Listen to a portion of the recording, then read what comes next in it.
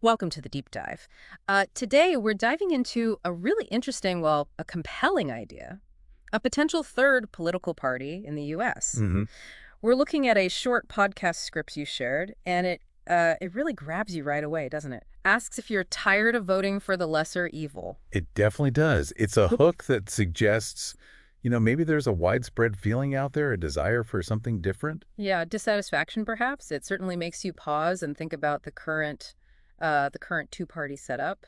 In the script, it wastes no time getting to what it sees as the core issues. It flags things like polarization. Right, the parties being miles apart. Exactly. And gridlock, where nothing seems to get And done. political stalemate, yeah. And also this phrase, endless compromise, which sounds, well, it sounds pretty negative, like the outcomes aren't really good for anyone. That's the implication, certainly. Yep. So, according to the script, what's the answer? Well, the big idea is a third party, something new to potentially bridge those divides we just mentioned. And it doesn't just say third party, it actually proposes a specific mechanism, right? Ranked choice voting. Yes, exactly. Ranked choice voting. Can you briefly explain that, just the basics from the script's angle? Sure. The idea, the way it's presented here implicitly, is that instead of just, picking one candidate, Your single choice. right, you'd rank them first choice, second choice, third, and so on.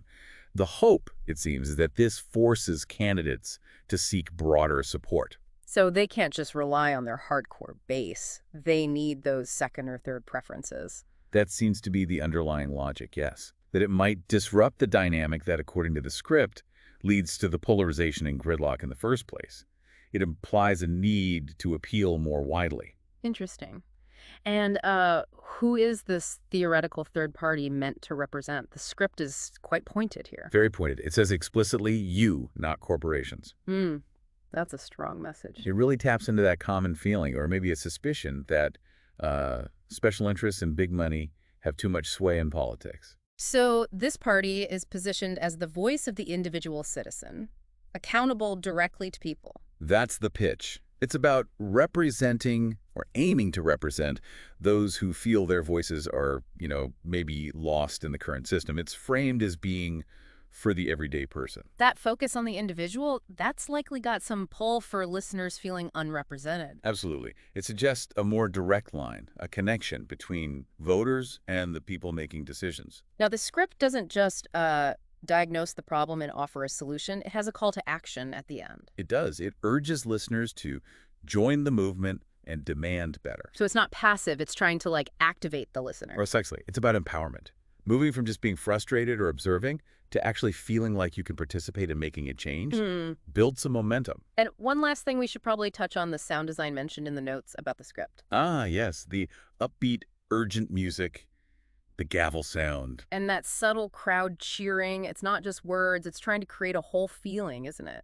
Definitely. Those sound elements work together to uh, build a sense of energy, maybe urgency and possibility around this third-party concept. It reinforces the message emotionally. Okay, so let's boil it down. The core argument we're seeing in this source script is basically the two-party system has led to polarization and gridlock.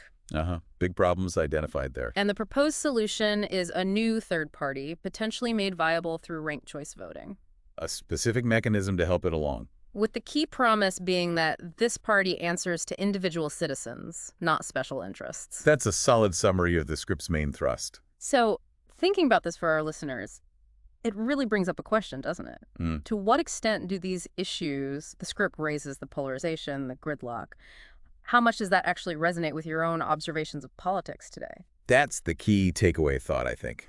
And maybe pushing it a bit further. Mm-hmm. Forgetting the third-party idea for a second, what specific changes, if any, do you think would be most effective in tackling those challenges? Something to chew on.